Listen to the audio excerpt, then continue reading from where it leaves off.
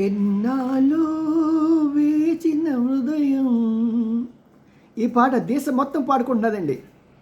ఎన్నాళ్ళో వేచిన ఉదయం దేనికోసం? FCR account గురించి. మరి ఈ చట్టం ఎప్పుడు బయటకు వస్తుంది ఒకసారి ఆలోచించండి. రోజులు గడిచిపోతున్నాయి. ఈ గడిచిపోతున్న సమయంలో ఈ చట్టం రావడానికి అవకాశం ఉందంటారా ఈసారికి? ఎందుకంటే పాపం కొన్ని సమస్యల మూలంగా ఈ యొక్క బీజేపీ ప్రభుత్వం కూడా కొద్దిగా ముందు వెనుక తటపటాయిస్తున్నదేమో చిన్నపాటి అనుమానం నాకు ఉంది. మరి ఇలాంటి సమయంలో వీళ్ళు దీన్ని తీసుకొచ్చి ఫారిన్ కరెన్సీ రెగ్యులేషన్ యాక్ట్ అనే దాన్ని ఎఫ్సిఆర్ఏని ముందుకు తీసుకురావాలంటే ఇంకా ఒక చిన్న ఆటంకం ఉంది. ఇంతవరకు 4-5 బిల్స్ని పాస్ చేశారు మోజు అని ఓటుతో. దానికి ఏంటంటే 2/3 మెజార్టీ ఉండాల్సిన అవసరం లేదు కాబట్టి అవి చకచకా లాక్కెళ్ళిపోయారు. ఇప్పుడు దీనికి ఏంటంటే ఈ ఫారిన్ కరెన్సీ యాక్ట్కి ఎఫ్సిఆర్ఏకి టోటల్గా న్యూ కాన్సెప్ట్తో తీసుకొస్తున్నారు. అఫ్కోర్స్ ఇది 2007లోనే 2010లో దీన్ని ఇంట్రడ్యూస్ చేశారు. అప్పుడు ఉన్న ప్రభుత్వం దాన్ని ఇంట్రడ్యూస్ చేశారు, కానీ దాంట్లో లూప్ హోల్స్ బాగా పెట్టేశారు. ఎందుకంటే అశ్వత్థామ అతహ కుంజరహ అన్నట్టుగా మేము చేసాము అంటే చేసాము, కానీ బొక్కలు ఉన్నాయి కాబట్టి బొక్కలోంచి ఎవడని వెళ్ళిపోవచ్చు అని. కాంగ్రెస్ విధానాలన్నీ ఇప్పుడు అలాగే ఉంటాయి. ఇప్పుడు చూడండి, మనకి ఎన్ని చట్టాలు ఉన్నాయి భారతదేశంలో, కానీ ఏ చట్టమైనా దేనికైనా ఎవరికైనా ఉపయోగపడిందా? పడదు. అంతవరకు ఎందుకు మన డబ్బులు బొక్కేసి హ్యాపీగా ఈ ఫారిన్ కంట్రీస్లో కూర్చొని ఎంజాయ్ చేసిన వాళ్ళు ఎంతమంది లేరు? వేల కోట్ల రూపాయలు. ఆఖరికి మన సుబ్బరామరెడ్డి కూడా 700 కోట్ల రూపాయలు మనకి నెత్తి మీద బొక్క పెట్టేసి పెద్ద భక్తుడిలాగా ఆర్కే బీచ్లో పెద్ద పెద్ద శివలింగాలు 1000 శివలింగాలు పెట్టేసి సినిమా యాక్టర్ని పిలిచేసి నానా బీభత్సం చేసిన ఈ దుర్మార్గుడు కూడా అంతే కదా. మరి ఇలాంటి ఈ పరిస్థితుల్లో FCRA foreign currency regulation act అనేది పాస్ చేయడానికి మనకి పెద్ద అడ్డంకి ఎక్కడంటే, మనకి ఇంకా 7 ఎమ్మెల్యేలే కావాలి, ఎంపీలు కావాలి. కొనకూడదు.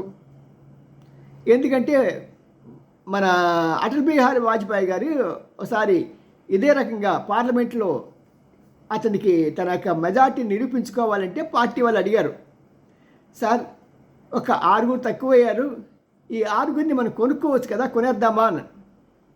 నేను ససేమిరా ఒప్పుకోను, మీరు కనుక అలా చేస్తే నేను ఇప్పుడే రిజైన్ చేస్తాను అని ఆయన గట్టిగా చెప్పడంతో ఆ యొక్క ప్రతిపాదన అక్కడితో ఆగిపోయింది. మరి ఇప్పుడు ఏం చేస్తారు? చిన్న చిన్న పక్షాలు, ప్రత్యేకంగా మమతా ఖాన్ తన యొక్క పార్టీ నుంచి కానీ, ఇంకా ఈ చిన్న చిన్న పార్టీస్ కానీ లేక ఇండిపెండెంట్గా ఎవరన్నా ఉంటే వాళ్ళని మెల్లిగా బుజ్జగించి లాలించి వాళ్ళు, అరే బాబు దీనివల్ల లాభాలు ఎలా ఉన్నాయి, మేము పైసా ఇవ్వం, ఎందుకంటే అది ఇస్తే మా నాయకులు ఒప్పుకోరు, మా విధానానికి తప్పు పడతారు ప్రపంచం మొత్తం కూడా అని చెప్పి వాళ్ళని కన్విన్స్ చేసుకొని వాళ్ళకి ఈ చేత ఈ 7 ఓట్లు గ్యారంటీగా పడతాయి అనుకుంటేనే ఈ యొక్క ప్రపోజల్ పార్లమెంటే తెస్తారు. నా ఉద్దేశ ప్రకారం రేపు కానీ ఎల్లుండి కానీ ఈ యొక్క ప్రపోజల్ తీసుకురావడానికి అవకాశం ఉంది. ఒకవేళ దీంతో డీలిమిటేషన్ కూడా తీసుకొస్తారు.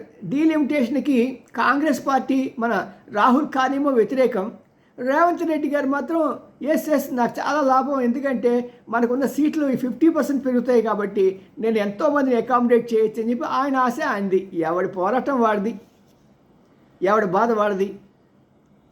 మరి ఒకే పార్టీలో ఉండి 2 విధానాలు ఉంటుంది కాంగ్రెస్కి సర్వసాధారణ విషయం. మరి రేవంత్ రెడ్డికి సపోర్ట్ చేసే వ్యక్తులు ఉంటారు కదా, వాళ్ళు మరి నిలుస్తారు ఇతనికి అండగా అంటే చెప్పలేం. రాజకీయాల్లో ఏదైనా సాధ్యమే. ఏనుగు ఎగరావచ్చు అంటారు సరే, అలాగే రాజకీయాల్లో ఏదైనా జరగవచ్చు. ఈరోజు శత్రువులే రేపొద్దున మిత్రులు. పాలిటిక్స్లో శాశ్వత మిత్రుడు శాశ్వత శత్రువు అనేవాళ్ళు ఎప్పుడూ ఉండరు. అలాగే మనకి జాతర చూసుకుంటే ఇక్కడ వీళ్ళని కనుక బీజేపీ ఎంతవరకు మేనేజ్ చేస్తుంది అనే దాని మీద ఆధారపడి ఉంటుంది ఈ యాక్ట్ తీసుకోవడానికి. కానీ బీజేపీ ప్రభుత్వం కూడా చాలా గట్టిగా ప్రయత్నం చేస్తున్నది. ఎందుకంటే దీనివల్ల యాక్చువల్గా పాపం వీళ్ళు తెలిసి తెలియక ఈ చర్చెస్ అన్నీ కూడా వాళ్ళకి మా మీద ప్రభుత్వం రుద్దుతున్నది, మమ్మల్ని బంధిద్దాం. ఆఫ్టర్ ఆల్ ఈ వచ్చే డబ్బుల్లో అండి ఓన్లీ 30% ఈ చర్చెస్కి వచ్చేది. మిగతాదంతా కూడా మీకు నిజం చెప్పనా, హైదరాబాద్లో ఉండే ఎల్వి ప్రసాద్ హాస్పిటల్కి ఫండ్స్ ఎక్కడి నుంచి వస్తాయండి? ఎల్వి ప్రసాద్ హాస్పిటల్కి ఫండ్స్ ఈ చర్చెస్ నుంచి వస్తాయండి. అమెరికాలో ఉన్న చర్చెస్. అక్కడ మా సిస్టర్ ఒక ఆవిడ అక్కడికి వెళ్ళినప్పుడు అవి ఫోటో తీసి నాకు పంపించారు. వాళ్ళకి ఎవరెవరు కాంట్రిబ్యూషన్ చేస్తున్నారో అనేది వాళ్ళు లిస్ట్ పెడతారు చర్చిలో. ఆవిడ పంపించింది నాకు. ఎల్వి ప్రసాద్ హాస్పిటల్కి కొన్ని కోట్ల రూపాయలు పంపిస్తారు ఎవ్రీ ఇయర్.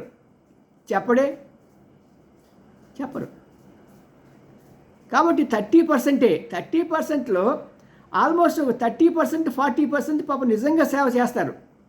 ఇక దుర్మార్గులు ఎవరు ఉన్నారంటే ఒక 30%లో 14% పోయిన 16%. ఈ 16% వ్యక్తులు ఏం చేస్తున్నారంటే వాళ్ళు భారతదేశానికి వ్యతిరేకంగా ఉన్న శక్తులకి ఫండింగ్ చేయటం, నక్సలైట్లకు ఫండింగ్ చేయటం, తీవ్రవాదులకు ఫండింగ్ చేయటం, ఇలాగ చేయటం మూలంగా భారతదేశాన్ని డీస్టెబిలైజ్ చేసే ప్రయత్నం చేస్తున్నారు అనే సంగతి ఆధారాలతో సహా కేంద్రం దగ్గర ఉండటం మూలంగా దీన్ని తీసుకురావాల్సి వచ్చింది. అంతేకాకుండా ఇది 30% కదా, మిగతా 70% దానికి కూడా చాలా లొసుగులు ఉన్నాయి. ఆ లొసుగులన్నింటినీ కూడా అంతవరకు ఎందుకు కాంగ్రెస్ పార్టీకి ప్రతి సంవత్సరం కొన్ని 100 కోట్ల రూపాయలు వస్తాయి డబ్బులు, ఫారిన్ ఫండింగ్. అలాగే ఎన్డీటీవీకి వస్తాయి. చాలామంది జర్నలిస్టులకు ఫారిన్ ఫండ్స్ వస్తాయి. వీళ్ళందరికీ కట్ చేయాలంటే ఇదే మార్గం. ఎందుకంటే వాళ్ళు ఎప్పుడు కూడా దేశాన్ని ఒక దుర్మార్గపు దేశం, ఈ దేశంలో మాకు ప్రజాస్వామ్యం అవసరం లేదు, మాకు కావాల్సింది మళ్ళీ బ్రిటిష్ వాళ్ళు వచ్చి మాకు పరిపాలించాలి, మాకు పరిపాలన చేయటం మాకు చేత కాదు అని వ్యాసాలు కుప్పిస్తూ ఉంటారు.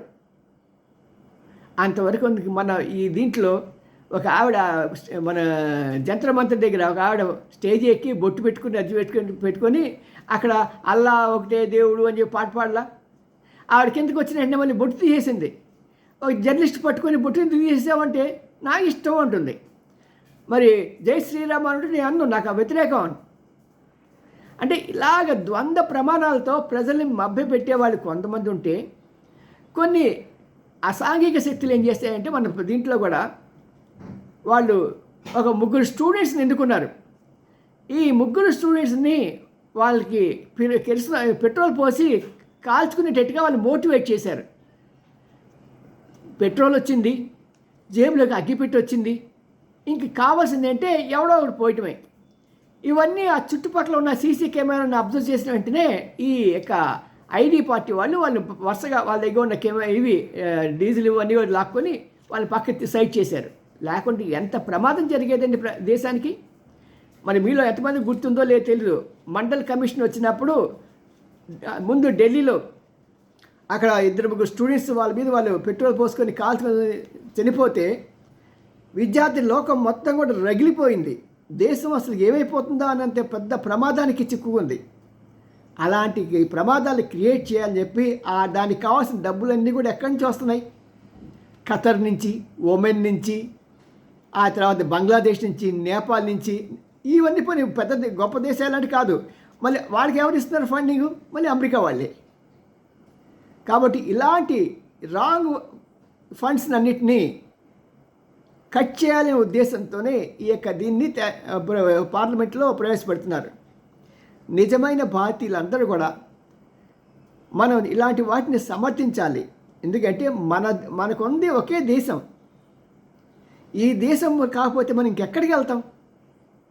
మిగతా వాళ్ళలాగా వాళ్ళ మతానికి సంబంధించింది కానీ ఇది కానీ చాలా దేశాలు ఉంటాయి. బట్ మన భారతీయులకి ఒకే ఒక దేశం ఉంది. ఆ దేశమే భారతదేశం. దానికోసం అని చెప్పి మనమంతా కూడా ఇలాంటి వాటిని సమర్థించాలి.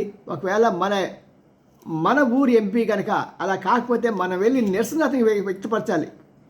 నేను నీకు ఓటేసింది ఇలాంటి దేశ విద్రోహకరమైన చర్యలు చేయడానికి కాదు, దీన్ని నువ్వెందుకు పాస్ చేయవు అని అడగండి. వాడి కార్లు పట్టుకుని అడగండి, మీ హక్కు ఉంది.